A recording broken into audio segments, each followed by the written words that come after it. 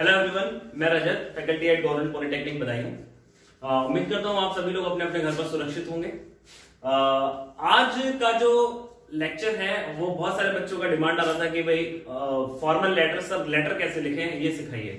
Formal letters हम कैसे लिखें, तो आज का लेक्चर जो है आपका फॉर्मल लेटर के लिए हमने बनाया है कि फॉर्मल लेटर का क्या फॉर्मेट होता है, उसको कैसे लिखा जाता है, क्या उसकी लैंग्वेज होती है, कहाँ क्या यूज करना होता है, वो सारी चीजें आज के लेक्चर में हमने कवर की हैं।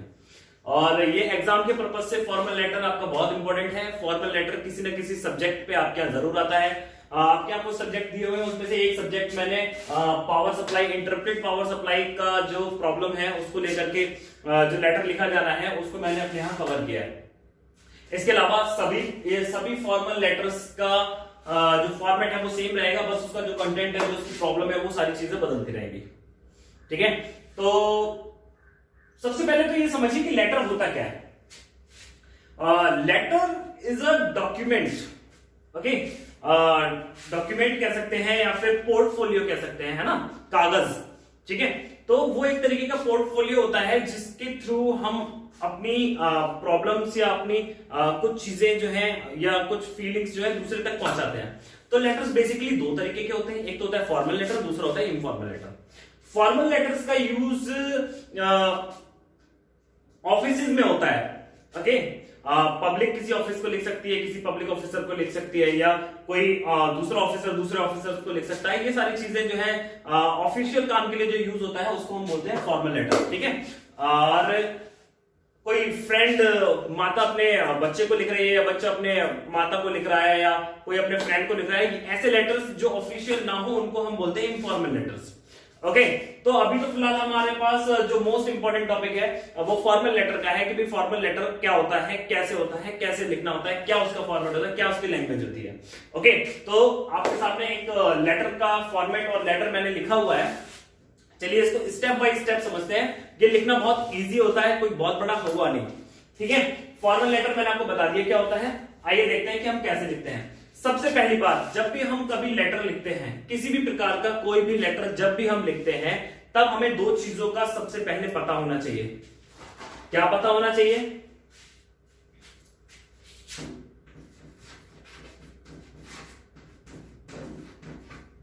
व्हाई, हम लिख क्यों रहे हैं। ठीक है, और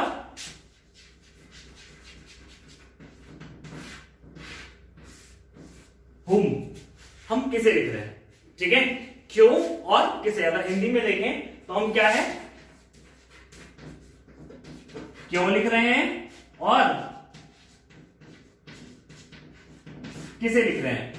जब भी हम कभी भी लेटर को लिखते हैं तो हमें कम से कम ये दो बातें पता होना चाहिए कि हम लेटर लिख रहे हैं तो किसे लिख रहे हैं और क्यों लिख रहे हैं। जब हमें ये पता हो जाता है कि हम ये लेटर लिख रहे हैं और किसे लिख रहे हैं, क्यों लिख रहे हैं, तब उसके बाद में हम इसके फॉर्मेट को आसानी से बना सकते हैं। ठीक है, मान लीजिए किसी की जगह हमने लिखना है कि माता को लिखना है, तो उसका जो फॉर्मेट है वो दूसरा होगा, ऑफिशियल फॉर्मेट नहीं होगा।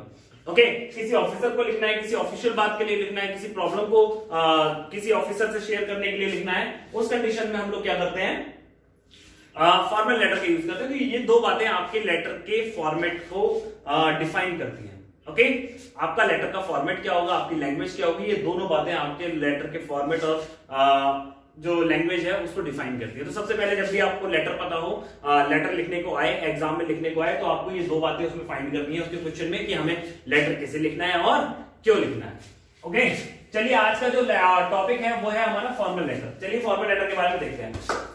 जब भी कभी आप फॉर्मल लेटर लिख रहे हैं तो सबसे पहले क्या लिखा जाएगा, सबसे पहले लेफ्ट हैंड पे, पेज के लेफ्ट की तरफ सबसे पहले क्या करेंगे, एड्रेस लिखेंगे। अब भाई एड्रेस लिखेंगे, लेकिन एड्रेस लिखेंगे किसका, तो ऊपर ये जो एड्रेस है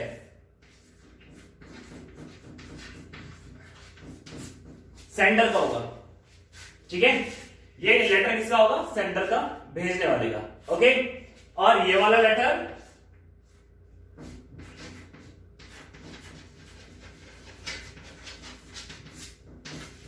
जब हमने अपना जो एड्रेस है वो सबसे ऊपर लिख दिया, उसके बाद में हम एक लाइन छोड़ेंगे। एक लाइन छोड़ने के बाद में हम लिखेंगे डेट। ठीक है, एक लाइन जहां पर भी आपको ये डैश डैश दिखाई दे तो समझ लेना वहां पर एक लाइन का गैप है, थोड़ा सा गैप है। ठीक है, अब क्या हुआ, अब हमें लिखना है डेट। तो क्या सर हम ऐसे लिख सकते हैं, मान लीजिए 20 जून लिखा है 2006-2020, नहीं, ये क्या है फॉर्मेट, गलत हो जाएगा।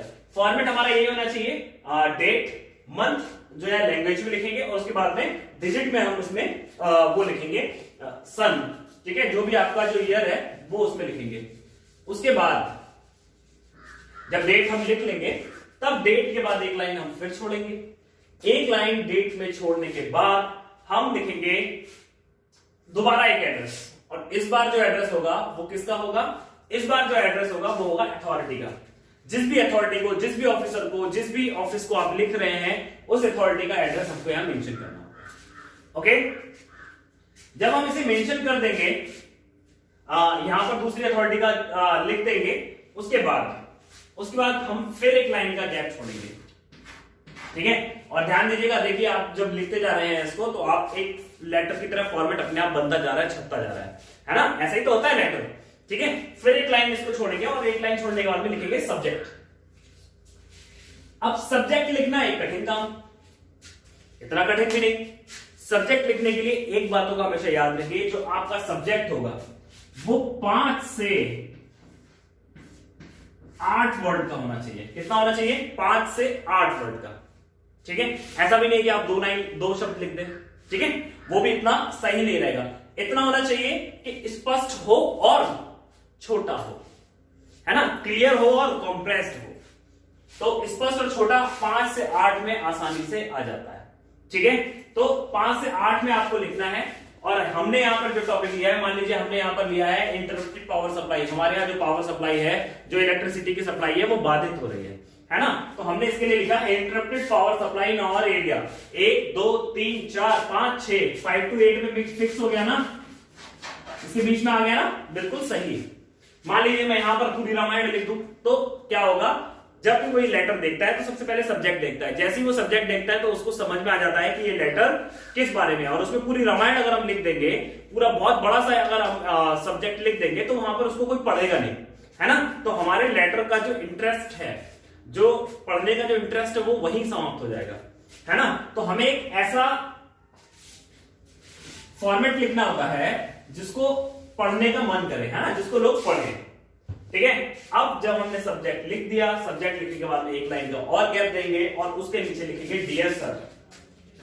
डियर सर मैम, जो भी अथॉरिटी, आप जिस अथॉरिटी के लिए लेटर लिख रहे हैं उस अथॉरिटी के लिए यहां पर लिखना है, ठीक है। मैम है तो मैम, सर है तो सर, ठीक है। और इसके बाद में हम लोग अपनी प्रॉब्लम की पहली लाइन या कहें कि पहला पैराग्राफ लिखते हैं, ठीक है।